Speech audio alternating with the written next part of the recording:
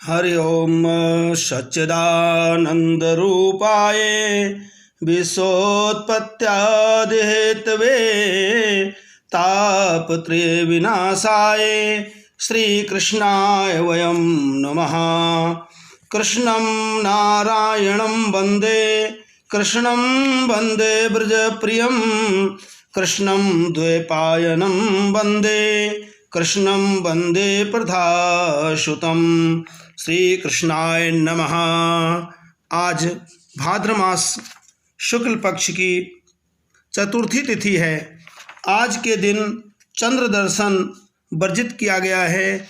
कलंक चतुर्थी के नाम से भी आज के दिन को जानते हैं, क्योंकि आज के दिन जो भी चंद्रमा को देखता है उसको मिथ्या कलंक लगता है, चोरी आदि का।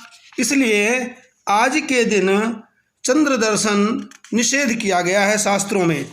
चंद्र दर्शन जैसा कि इस प्रकृति का नियम है, जो प्रकृति के नियम के अनुसार इस धरा पर शरीर धारण करता है उसको उसका प्रभाव देखने को जरूर मिलता है। भगवान श्री कृष्ण अवतार में आकर के इस प्रकृति के नियम के विरुद्ध नहीं जा सके और उनको स्वयं चंद्र दर्शन का, मिथ्या चोरी का कलंक लगा।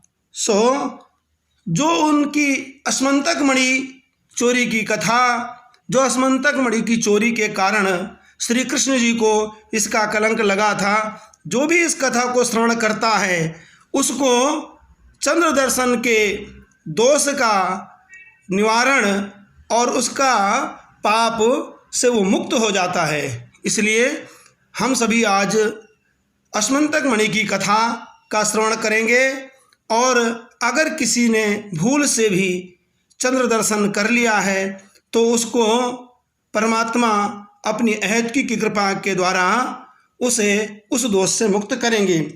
शास्त्र का वाक्य है, श्रोतव्यम मम शास्त्रम ही यशो धर्म जयार्थिना पाप क्षयार्थम लोकेश मोक्षार्थम धर्म बुद्धिनः। यश, धर्म और विजय के लिए तथा पाप क्षय एवं मोक्ष की प्राप्ति के लिए धर्मात्मा मनुष्य को सदा ही मेरे भागवत शास्त्र का श्रवण करना चाहिए। भागवत शास्त्र के श्रवण करने से आयु, आरोग्यता, पुष्टि प्राप्त होती है और इसका पाठ एवं श्रवण करने से मनुष्य सभी पापों से मुक्त हो जाता है। ये स्वयं भगवान श्री कृष्ण कहते हैं। श्रीमद् भागवत महापुराण के 10वें स्कंध 56वें अध्याय में अस्मंतक मणि की कथा का वर्णन है। श्री सुखदेव जी कहते हैं, हे परीक्षित, सत्राजित ने श्री कृष्ण को झूठा कलंक लगाया था। फिर उस अपराध का मार्जन करने के लिए उसने स्वयं अस्मंतक मणि सहित अपनी कन्या सत्यभामा भगवान श्री कृष्ण को सौंप दी। राजा परीक्षित ने पूछा, भगवान, सत्राजित ने भगवान श्री कृष्ण का क्या अपराध किया था? उसे अस्मंतक मणि कहाँ से मिली और उसने अपनी कन्या उन्हें क्यों दी? श्री सुखदेव जी कहते हैं, हे परीक्षित, सत्राजित भगवान सूर्य का बहुत बड़ा भक्त था। वे उसकी भक्ति से प्रसन्न होकर के उसके बहुत बड़े मित्र बन गए थे। सूर्य भगवान ने ही प्रसन्न होकर के अपने बड़े प्रेम से अपने मित्र को अस्मंतक मणि दी थी। सत्राजित उस मणि को गले में धारण कर ऐसा चमकने लगा मानो स्वयं सूर्य ही हो। परीक्षित, जब सत्राजित द्वारिका में आया तब अत्यंत तेजस्विता के कारण लोग उसे पहचान न सके। दूर से ही उसे देखकर लोगों की आंखें उसके तेज से चौंधिया गई। लोगों ने समझा कि कदाचित स्वयं भगवान सूर्य आ रहे हैं। उन लोगों ने भगवान के पास आकर के उन्हें इस बात की सूचना दी। उस समय भगवान श्री कृष्ण चौरस खेल रहे थे। लोगों ने कहा, शंख चक्र गदाधारी नारायण कमल नयन दामोदर यदुवंश शिरोमणि भगवान मधुसूदन गोविंद, आपको नमस्कार है। हे जगदीश्वर, देखिए अपनी चमकीली किरणों से लोगों के नेत्रों को चौंधियाते हुए प्रचंड रश्मि भगवान सूर्यदेव आपका दर्शन करने आ रहे हैं। हे प्रभु, सभी श्रेष्ठ देवता त्रिलोकी में आपकी प्राप्ति का मार्ग ढूंढते रहते हैं किंतु उन्हें पाते नहीं। आज आपको यदुवंश में छिपा हुआ जान करके सूर्य नारायण आपके दर्शन करने आ रहे हैं। श्री सुखदेव जी कहते हैं, परीक्षित, अनजान पुरुषों की ये बात सुनकर के कमल नयन भगवान श्री कृष्ण हंसने लगे। उन्होंने कहा, अरे ये सूर्यदेव नहीं है, ये तो सत्राजित है जो मणि के कारण इतना चमक रहा है। इसके बाद सत्राजित अपने समृद्ध घर में चला गया। घर पर उसके शुभागमन के उपलक्ष्य में मंगल उत्सव मनाया जा रहा था। उसने ब्राह्मणों के द्वारा स्मंतक मणि को एक देव मंदिर में स्थापित कर दिया। परीक्षित, वो मणि प्रतिदिन 8 भार सोना दिया करती थी और जहाँ भी पूंजित होकर के रहती थी वहाँ दुर्भिक्ष, महामारी, ग्रह पीड़ा, सर्प भय, मानसिक और शारीरिक व्यथा तथा मायावियों का उपद्रव आदि कोई भी अशुभ नहीं होता था। इस प्रकार भगवान श्री कृष्ण ने प्रसंगवश कहा, सत्राजित, तुम अपनी मणि राजा उग्रसेन को दे दो। परंतु वो इतना अर्थ लोभी था कि भगवान की आज्ञा का उल्लंघन होगा इसका कुछ भी विचार ना करके उसे अस्वीकार कर दिया। एक दिन सत्राजित के भाई प्रसेनजित ने उस परम प्रकाशमयी मणि को अपने गले में धारण कर लिया और वह घोड़े पर सवार होकर के शिकार खेलने वन में चला गया। वहां एक सिंह ने घोड़े सहित प्रसेनजित को मार डाला और उस मणि को छीन लिया। वह अभी पर्वत की गुफा में प्रवेश ही कर रहा था कि मणि के लिए ऋक्षराज जामवान ने उसे मार डाला। उन्होंने वो मणि अपनी गुफा में ले जा करके बच्चे को खेलने के लिए दे दी। अपने भाई प्रसेन को लौटने से उसके भाई सत्राजित को बड़ा दुख हुआ। ना लौटने के कारण वो कहने लगा, बहुत संभव है कि श्री कृष्ण ने मेरे भाई को मार डाला हो, क्योंकि वो गले में मणि डाल करके वन में गया था। सत्राजित की यह बात सुनकर के लोग आपस में बातें करने लगे। जब भगवान श्री कृष्ण ने सुना कि ये कलंक का टीका मेरे ही सिर पर लगाया गया है, तब वे उसे धोने के बहाने नगर के कुछ सभ्य पुरुषों के साथ लेकर के प्रसेनजित को ढूंढने के लिए वन में गए। वहां खोजते खोजते लोगों ने देखा कि घोर जंगल में सिंह ने प्रसेन को उसके घोड़े समेत मार डाला है। जब वे लोग सिंह के पैरों का चिन्ह देखते हुए आगे बढ़े, तब उन लोगों ने यह भी देखा कि पर्वत पर एक रीछ ने सिंह को मार डाला है। भगवान श्री कृष्ण ने जब लोगों को बाहर ही बिठा दिया और अकेले ही घोर अंधकार से भरी हुई ऋक्षराज की भयंकर गुफा में प्रवेश किया, भगवान ने वहां जाकर देखा कि श्रेष्ठ मणि स्मंतक को बच्चों का खिलौना बना दिया गया है।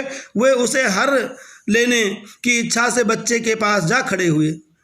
उस गुफा में एक अपरिचित मनुष्य को देख करके बच्चे ने भयभीत होकर के चिल्लाना शुरू किया। उनकी चिल्लाहट की आवाज़ सुनकर के परम बली ऋक्षराज जामवान क्रोधित होकर के वहां दौड़े आए। हे परीक्षित, जामवान उस समय कुपित हो रहे थे। उन्हें भगवान की महिमा, उनके प्रभाव का पता ना चला। उन्हें एक साधारण मनुष्य समझ लिया और वे स्वामी भगवान श्री कृष्ण से युद्ध करने लगे। जिस प्रकार मांस के लिए दो बाज आपस में लड़ते हैं, वैसे ही विजयाभिलाषी भगवान श्री कृष्ण और जामवान आपस में घमासान युद्ध करने लगे। पहले तो उन्होंने अस्त्र शस्त्रों का प्रहार किया, फिर शिलाओं का। तत्पश्चात वे वृक्ष उखाड़ करके एक दूसरे पर फेंकने लगे। अंत में उनमें बाहु युद्ध होने लगा। परीक्षित, ब्रज प्रहार के समान कठोर घूंसों से आपस में 28 दिन तक बिना विश्राम किए रात दिन लड़ते रहे। अंत में भगवान श्री कृष्ण ने के घूंसों की चोट से मार से जामवान के शरीर की एक एक गांठ टूट फूट गई। उत्साह जाता रहा, शरीर पसीने से लथपथ हो गया। तब उन्होंने अत्यंत विस्मित चकित होकर के भगवान श्री कृष्ण से कहा, हे प्रभु, मैं जान गया आप ही समस्त प्राणियों के स्वामी, रक्षक, पुराण पुरुष भगवान विष्णु हैं। आप ही सबके प्राण, इंद्रिय बल, मनोबल और शरीर बल हैं। आप विश्व के रचयिता ब्रह्मादि को भी बनाने वाले हैं। बनाए हुए पदार्थ में भी सत्ता रूप से आप ही विराजमान हैं। काल के जितने भी अवयव हैं उनके नियामक परम काल आप ही हैं और शरीर भेद से भिन्न भिन्न प्रतीयमान अंतर आत्माओं के परम आत्मा भी आप ही हैं। हे प्रभु, मुझे स्मरण है आपने अपने नेत्रों में तनिक सा क्रोध का भाव लेकर के तिरछी दृष्टि से समुद्र की ओर देखा था। उस समय समुद्र के अंदर रहने वाले बड़े बड़े घड़ियाल मगरमच्छ शुद्ध हो गए थे और समुद्र ने आपको मार्ग दे दिया था। तब आपने उस पर सेतु बांध करके सुंदर यश की स्थापना की तथा लंका का विध्वंस किया था। आपके बाणों से कट कट करके राक्षसों के सिर पृथ्वी पर गिर रहे थे। अवश्य आप मेरे वही श्री राम जी श्री कृष्ण के रूप में आए हैं। जब वृक्षराज जाम्बवान ने भगवान को पहचान लिया, तब कमल नयन श्री कृष्ण ने अपने परम कल्याणकारी शीतल कर कमल से उनके शरीर पर हाथ फेरा और अपनी अहत की कृपा से उनको एक बार बड़े प्रेम से गंभीर वाणी से जाम्बवान जी से कहने लगे, हे वृक्षराज, हम मणि के लिए तुम्हारी इस गुफा में आए हैं। इस मणि के द्वारा मैं अपने पर लगे झूठे कलंक को मिटाना चाहता हूँ। भगवान के ऐसा कहने पर जाम्बवान ने बड़े आनंद से उनकी पूजा करने के लिए अपनी कन्या जामवंती को मणि के साथ उनके चरणों में समर्पित कर दिया। भगवान श्री कृष्ण जिन लोगों को गुफा के बाहर छोड़ गए थे, उन्होंने 12 दिन तक उनकी प्रतीक्षा की, परंतु जब उन्होंने देखा कि आज तक वे गुफा में से बाहर नहीं निकले, तब उन्हें अत्यंत दुख हुआ और द्वारका लौट गए। वहाँ जब माता देवकी, रुक्मिणी, वसुदेव तथा अन्य संबंधियों एवं कुटुंबियों को यह मालूम हुआ कि श्री कृष्ण गुफा से नहीं निकले, तब उन्हें बड़ा दुख हुआ। सभी द्वारकावासी अत्यंत दुखित होकर के सत्राजित को भला बुरा कहने लगे और भगवान श्री कृष्ण की प्राप्ति के लिए महामाया दुर्गा देवी की शरण में गए और उनकी उपासना करने लगे। उनकी उपासना से दुर्गा देवी प्रसन्न हुई और उन्होंने आशीर्वाद दिया कि उसी समय उसी बीच में मणि और अपनी 9 वधू जामवंती के साथ सफल मनोरथ होकर के श्री कृष्ण भगवान सबको प्रसन्न करते हुए प्रकट हो गए। सभी द्वारकावासी भगवान श्री कृष्ण को पत्नी के साथ और गले में मणि धारण किए हुए देख करके परमानंद में मगन हो गए, मानो कोई मरकर लौट आया हो। बोलो श्री कृष्ण बलदेव की जय। तदंतर भगवान ने सत्राजित को राजसभा में बुला करके उग्रसेन महाराज के सामने वो मणि प्राप्त हुई दी और उन्होंने उस मणि को सत्राजित को सौंप दिया। सत्राजित अत्यंत लज्जित हो गया। मणि तो उसने ले ली, परंतु उनका मुख नीचे की ओर लटका रहा। अपने अपराध को बड़ा पश्चाताप हो रहा था। इस कारण वो अपने घर पहुंचा और उसने मन की आंखों के सामने निरंतर अपना अपराध नाचता रहा। बलवान के साथ विरोध करने के कारण वो भयभीत हो रहा था।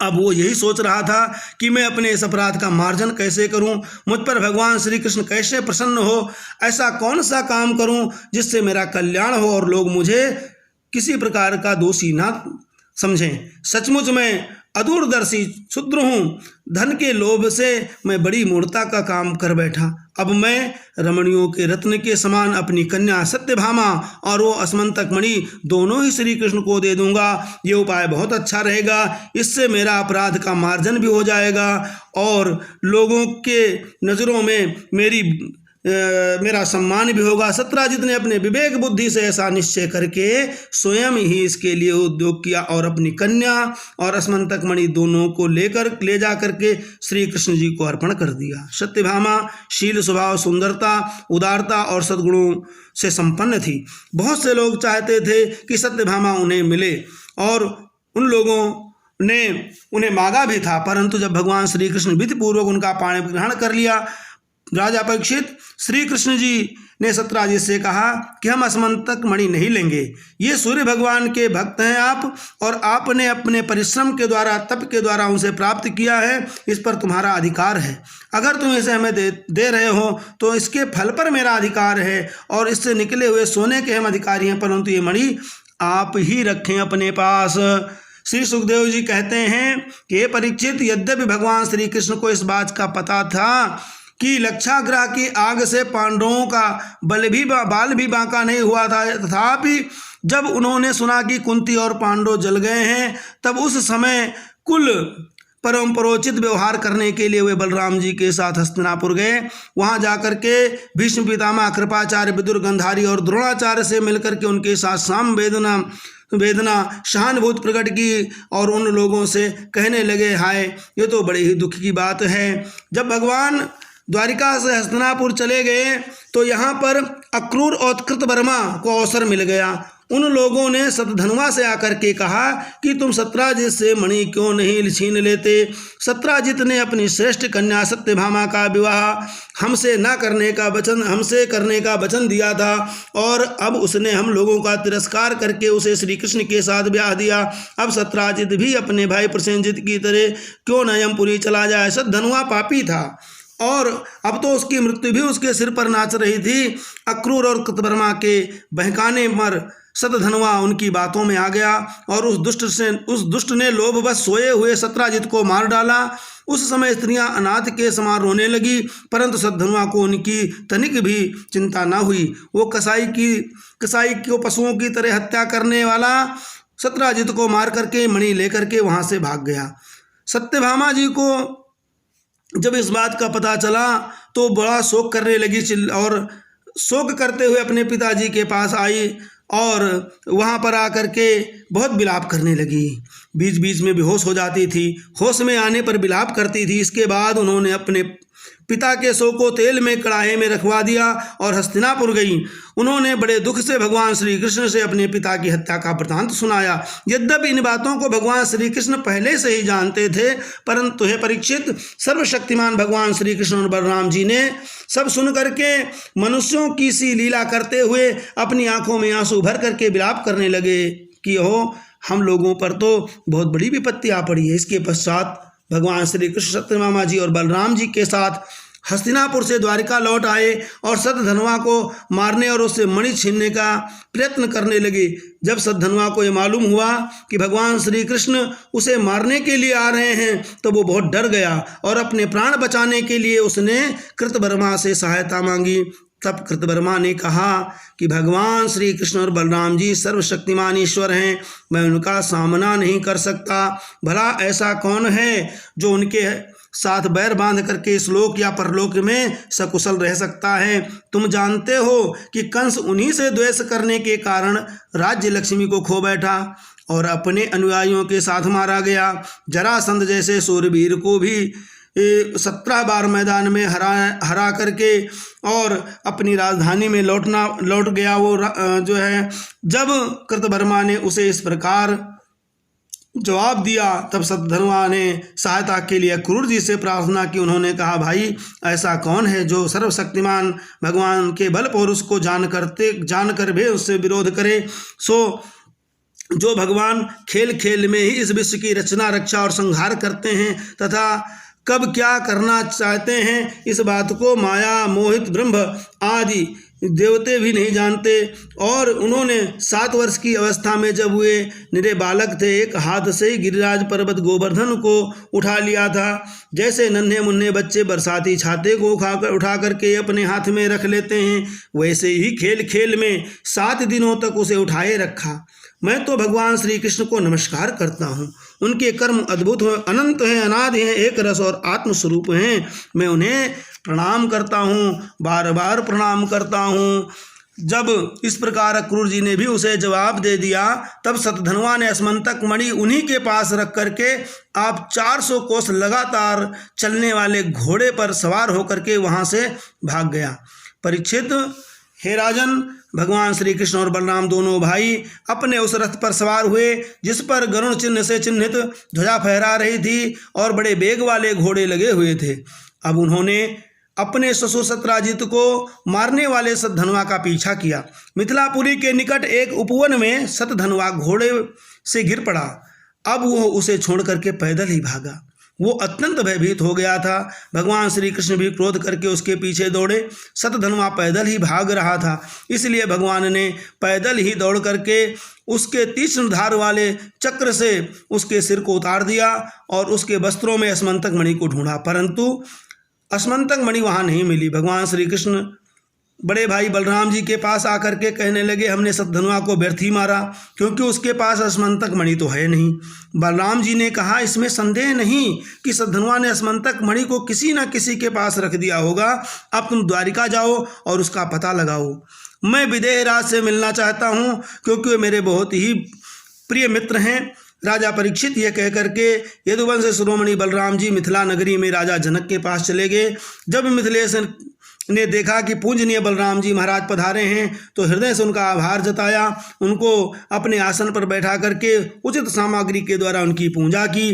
भगवान बलराम जी कई वर्षों तक मिथिलापुरी में रहे। महात्मा जनक ने बड़े प्रेम से उनका सम्मान किया। इसके बाद समय पर धृतराष्ट्र के पुत्र दुर्योधन ने बलराम जी से गदा युद्ध की शिक्षा ग्रहण की।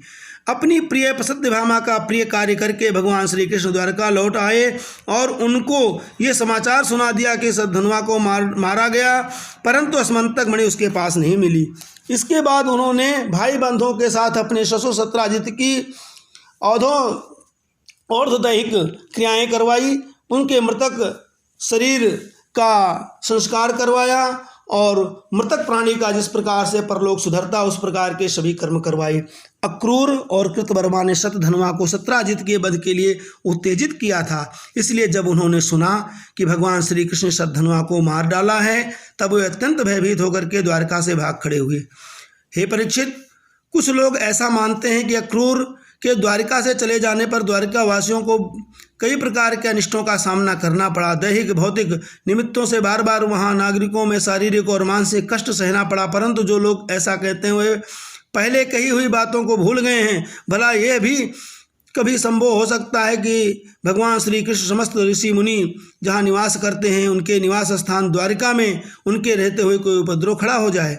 उस समय नगर के बड़े बड़े लोगों ने कहा, एक बार काशी नरेश के राज्य में भी वर्षा नहीं हो रही थी, सूखा पड़ गया था। तब उन्होंने अपने राज्य में आए हुए अक्रूर के पिता सफल को अपनी पुत्री गंदिनी का विवाह कर दिया था, तब उस प्रदेश में वर्षा हुई थी। अक्रूर भी सफल के ही पुत्र हैं और इनका प्रभाव भी वैसा ही है, इसलिए जहाँ जहाँ अक्रूर रहते हैं वहाँ वहाँ खूब वर्षा होती है। इसी प्रकार का कष्ट और किसी प्रकार का कष्ट और महामारी आदि उपद्रव नहीं होते। हे परीक्षित, उन लोगों की बात सुनकर के भगवान ने सोचा कि इस उपद्रव का यही कारण हो सकता है। यह जान करके भी भगवान ने दूत भेज करके अक्रूर जी को ढूंढवाया और आने पर उनसे बातचीत की। भगवान ने उनका खूब स्वागत सत्कार किया और बड़ी बड़ी बातें मीठी मीठी बातों से कह करके उनका बड़ा सम्मान किया।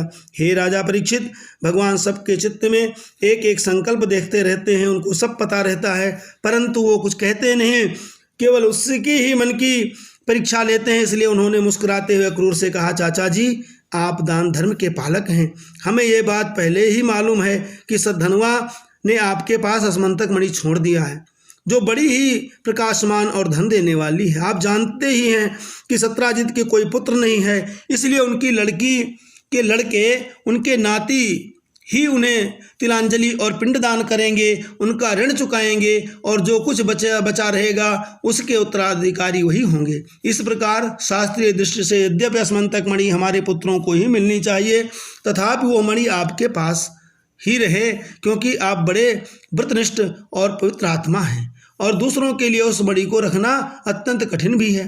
परंतु हमारे सामने बहुत ही बड़ी कठिनाई आ गई है कि हमारे बड़े भाई बलराम जी मणि के संबंध में मेरी बात का विश्वास नहीं करते। इसलिए महाभाग्यवान अक्रूर जी, आप वो मणि दिखा करके हमारे इष्ट मित्र बलराम जी को, मित्रों को, सत्यभामा को, जाम्बवती का संदेह दूर कर दीजिए और उनके हृदय में शांति का संचार कीजिए। हमें पता है कि उसी मणि के प्रताप से आजकल आप लगातार ऐसे यज्ञ करते रहते हैं जिनसे सोने की वेदियां बनती हैं। परीक्षित जी, जब भगवान श्री कृष्ण ने इस प्रकार सांत्वना दे करके उन्हें समझाया बुझाया, तब अक्रूर जी ने वस्त्र में लपेटी हुई उस सूर्य के समान प्रकाशमान मणि को निकाली और भगवान को दे दिया। भगवान श्री कृष्ण ने वो अस्मंतक मणि अपने जाति भाइयों को दिखा करके अपना कलंक दूर किया और उसे अपने पास रखने में समर्थ होने पर भी पुनः अक्रूर जी को लौटा दिया। हे सर्वशक्तिमान सर्वव्यापक भगवान का ये पराक्रम देख करके सब लोग उनको प्रणाम करने लगे। सर्वशक्तिमान सर्वव्यापक करुणालय भगवान श्री कृष्ण के पराक्रमों से परिपूर्ण ये आख्यान समस्त पापों, अपराधों और कलंकों का मार्जन करने वाला तथा परम मंगलमय है। जो इसे पढ़ता है, सुनता है अथवा स्मरण करता है, वो सभी प्रकार की अपकीर्ति, पापों, कलंकों से छूट करके परम शांति का अनुभव करता है। इस प्रकार की कथा श्रीमद् भागवत महापुराण में है। जीवन में हम खुशी रह सकते हैं, सुखी रह सकते हैं और यह परमात्मा की कृपा और सृष्टि के जो नियम हैं उनके नियमों के आधार पर हमें चलना चाहिए।